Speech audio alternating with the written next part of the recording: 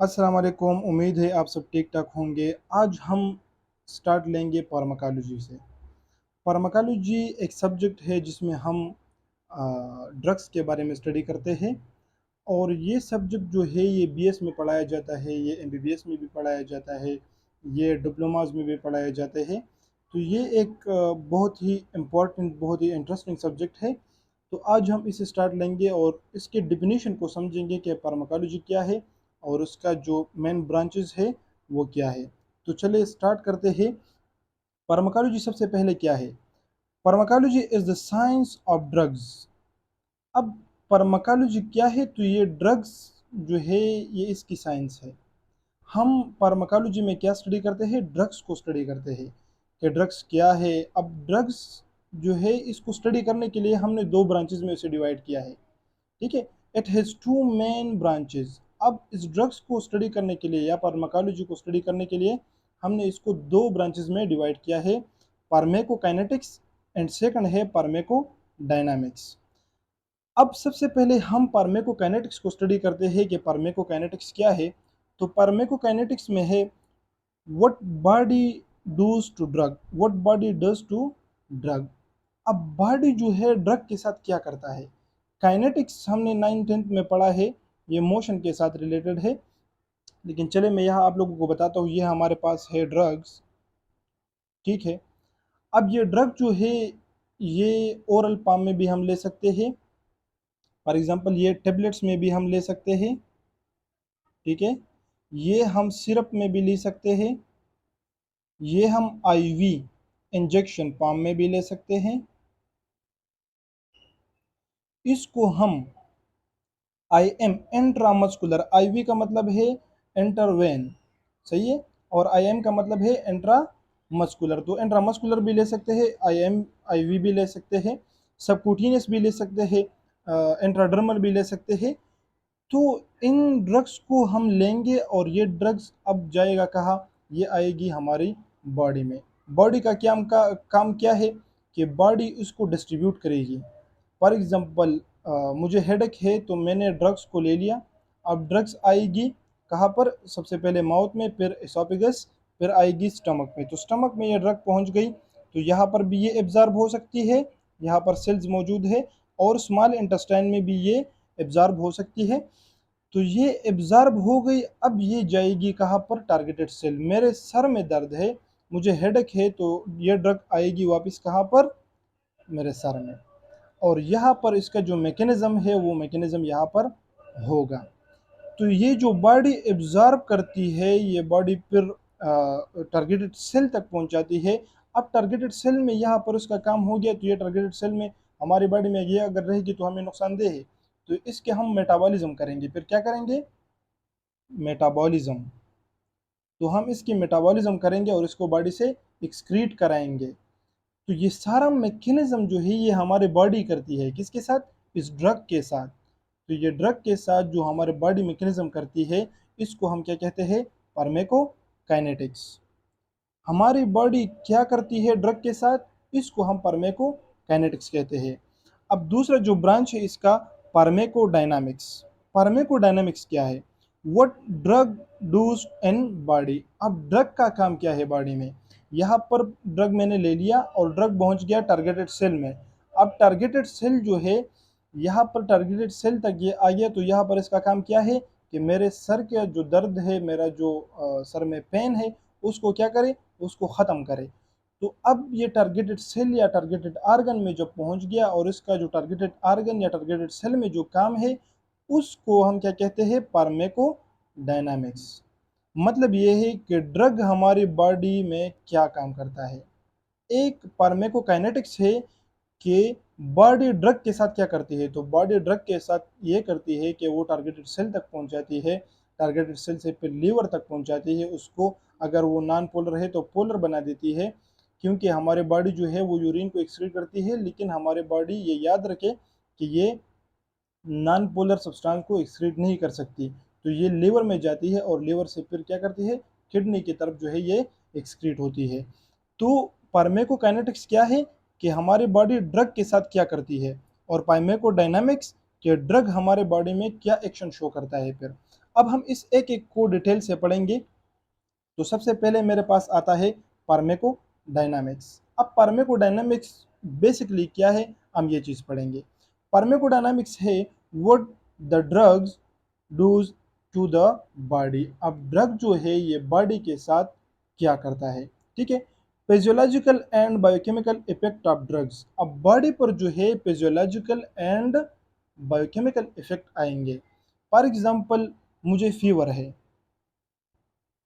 ठीक है, तो फीवर के लिए मैंने ले लिया पेनाडॉल।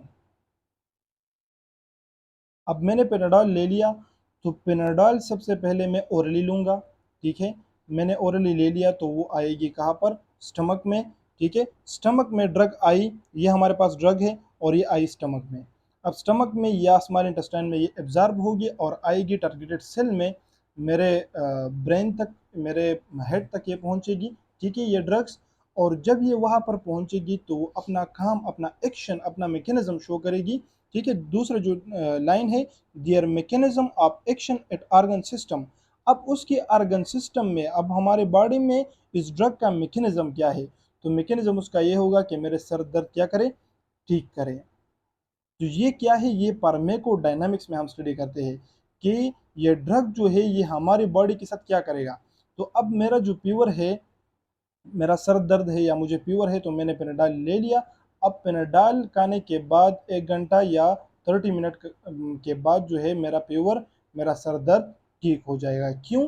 क्योंकि ड्रग हमारे बॉडी के साथ क्या करता है, ये फार्माकोडायनामिक्स में हम स्टडी करते हैं। अब यहाँ पर देखिए, तो ये मेरे पास एक ड्रग है, मैंने ओरली ले लिया और ये आएगा स्टमक पे, ये आएगा स्मॉल इंटेस्टाइन में, ठीक है। तो ये दोनों जब यहाँ पर पहुँचेगी तो इसका अब टारगेटेड एक्शन फॉर एग्जांपल कौन है, तो टारगेटेड एक्शन मेरे पास है किडनी। तो ये किडनी में फिर आएगी और किडनी में जो ड्रग्स काम करेगी, जो उसका फंक्शन है, जो इम्बेलेंस हुआ है या जो ख़राब हुआ है उसको ठीक करेगी। तो इसको हम क्या कहते हैं कि ये ड्रग ये किडनी में क्या काम कर रहा है, इसको कैसे ठीक कर रहा है, ये मेरे पास क्या है, ये फार्माकोडायनामिक्स है।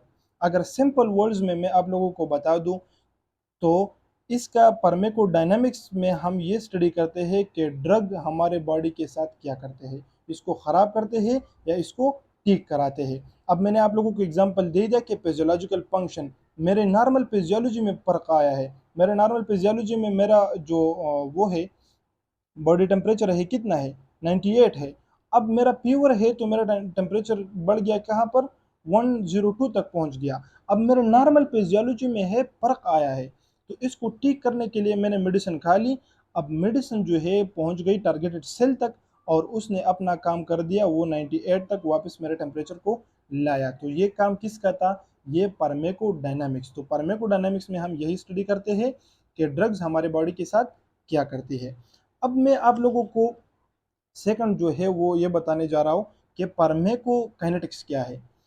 फार्माकोकाइनेटिक्स है कि बॉडी क्या करती है ड्रग के साथ। मैंने तो ओरली ले लिया पेनाडाल को या किसी और को, तो वो हमारे बॉडी में क्या करती है, सबसे पहले हमारी बॉडी उसका करती है एब्जॉर्प्शन, उसको एब्जॉर्ब कराती है।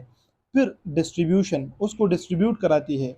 देन उसकी करती है बायो ट्रांसफॉर्मेशन, ठीक है। तो बायो ट्रांसफॉर्मेशन क्या है, मेटाबॉलिज्म है, उसके मेटाबॉलिज्म करती है। उसको अगर नॉन पोलर है तो उसको पोलर बना देती है कि हमारे बॉडी से सब क्या हो जाए, कि हमारे बॉडी से एक्सक्रीट हो जाए। अब लास्ट जो है एक्सक्रीशन ऑफ द ड्रग, के हमारे बॉडी से इस ड्रग को क्या करें, इस ड्रग को हमारे बॉडी से वो करे, एक्सक्रीट करे। तो इसको हम एक डायग्राम के तहत इसको समझेंगे कि ये किस तरह होता है।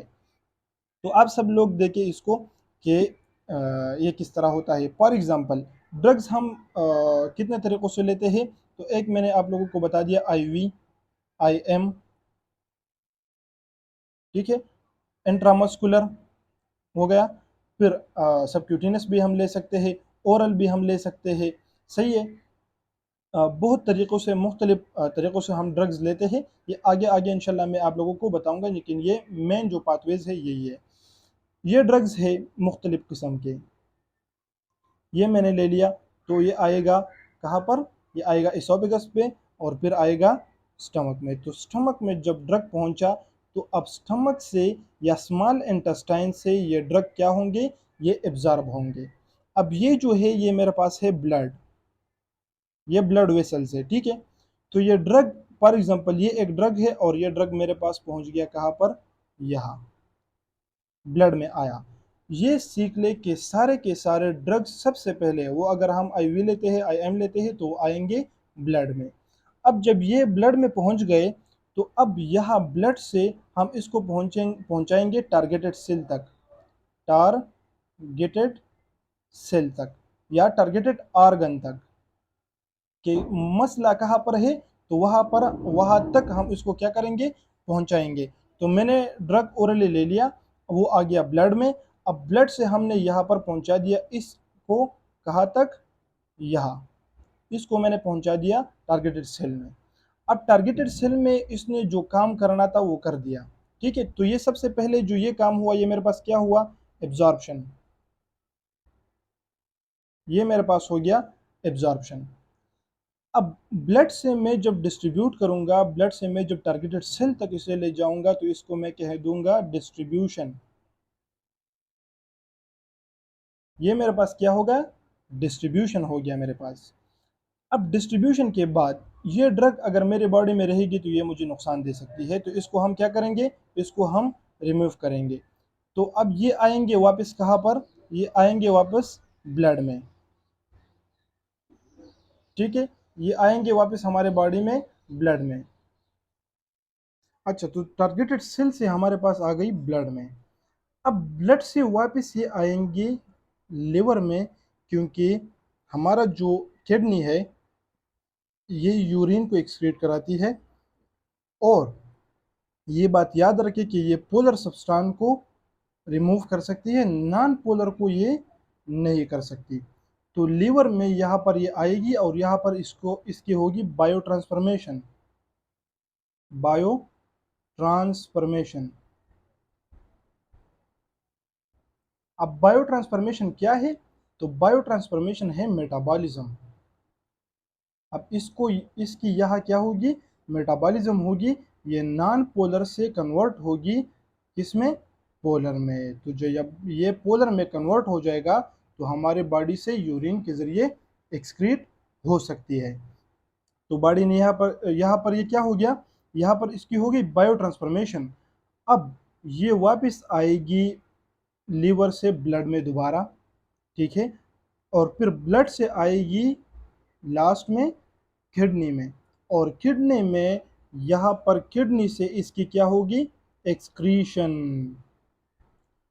तो हम बायो जो फार्माकोकाइनेटिक्स है उसकी बेसिक जो हम डेफिनेशन पढ़ते हैं वो यही है कि ये बॉडी जो है ये ड्रग के साथ क्या करती है।